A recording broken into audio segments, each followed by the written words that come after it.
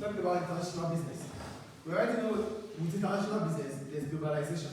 So now that there's globalization, what really makes government, because with globalization, something is going to happen. When we talk about the problems of globalization, we said it's a threat to local businesses, right? So what will governments do to ensure that local businesses continue to stay in the business? Do you get what I'm saying here?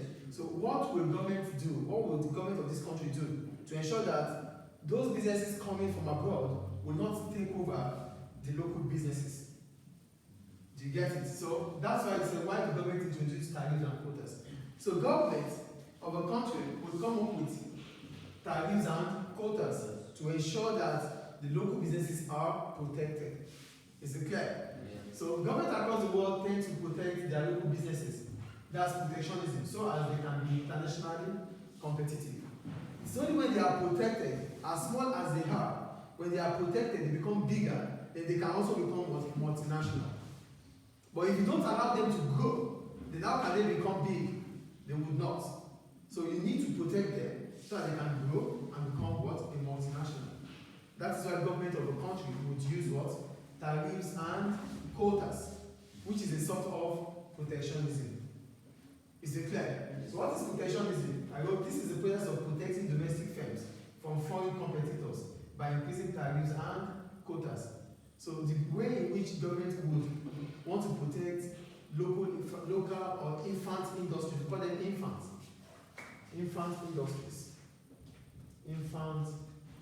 industries. So government do protect them with tariffs and quotas. I think that is clear. So what are tariffs? These are taxes on imported products. So products that we are bringing from abroad that we have to pay tax on, we pay what we call tariff. Is it clear? Then for quotas, it means government has made a numerical figure on what could come into this country to be sold. That's what quotas is. Quotas.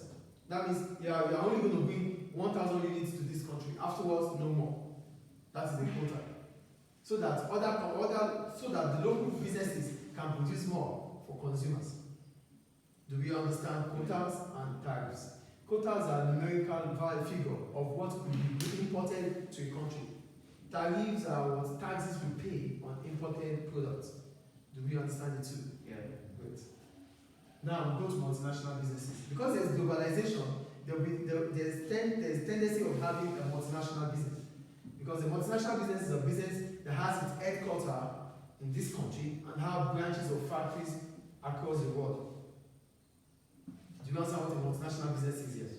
A company that has its head office here and have other branches cut across other countries. So these are businesses that are set up in one country and have factories or branches in other countries. I think multinational business is clear. Yes. Is it clear, please? Yes. Why do firms become multinational? Why do you want to become a multinational as a business? You have to take note. Multinationals are always public limited company. Is it clear? Okay. One, to produce goods in countries with low costs, such as wages. Some businesses we want to set up mostly in Africa because the labor cost in Africa is less.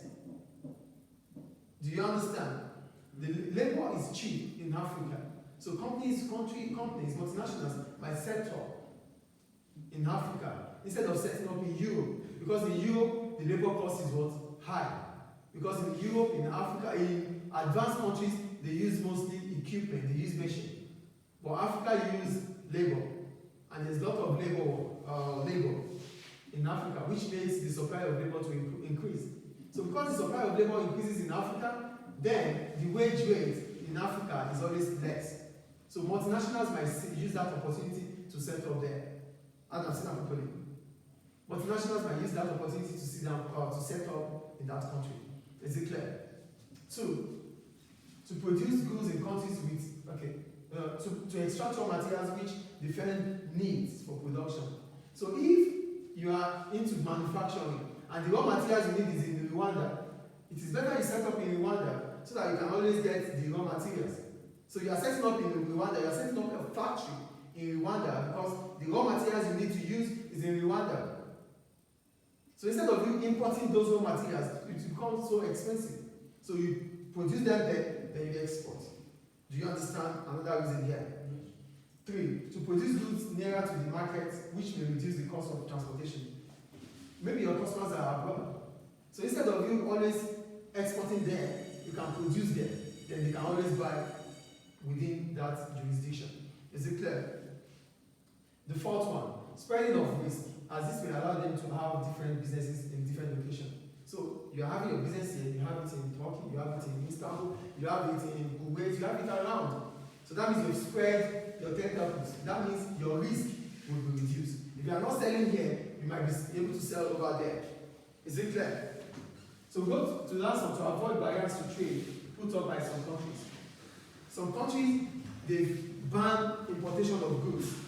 So the only thing you could do is to set up in that country. So when you set up in that country, it does not affect you. The ban on importation does not affect you because you set up in that country.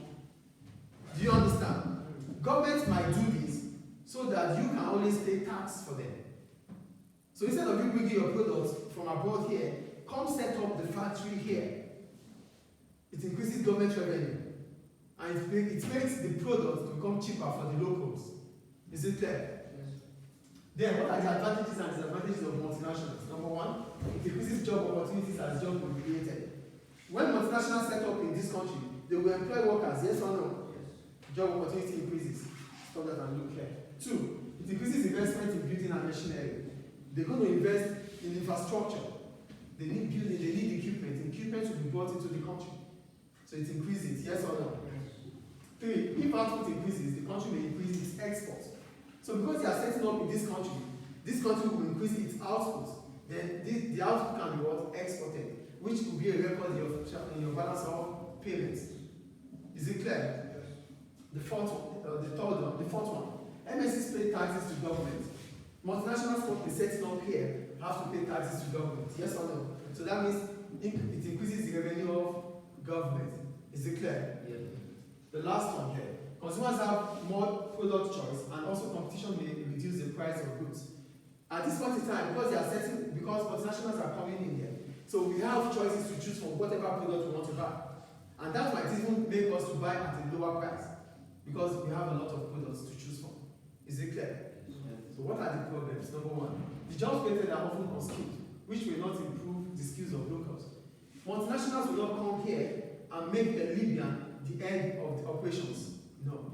They will not make the Libyans the managing director. They will give them obscure jobs. Do you understand? Why? Because they don't want them to know the secret of the company. Is it clear? Yes. 2, local firms may be forced out of business as MSCs are more efficient. Local businesses might not be as good, as efficient as multinationals. Multinationals will come with quality, which the local businesses might not have the opportunity to use. Then they become less efficient. So because multinationals are more efficient, this might increase their own turnover in terms of sales. And local businesses might not be able to sell, which might take them out. They might close shop because of that. Multinationals will take all their customers. Is it clear? Yes. Is it good for the country? Is it good for the country? No. The 3rd one, repatriation of profits. Profits are moved back to the head office.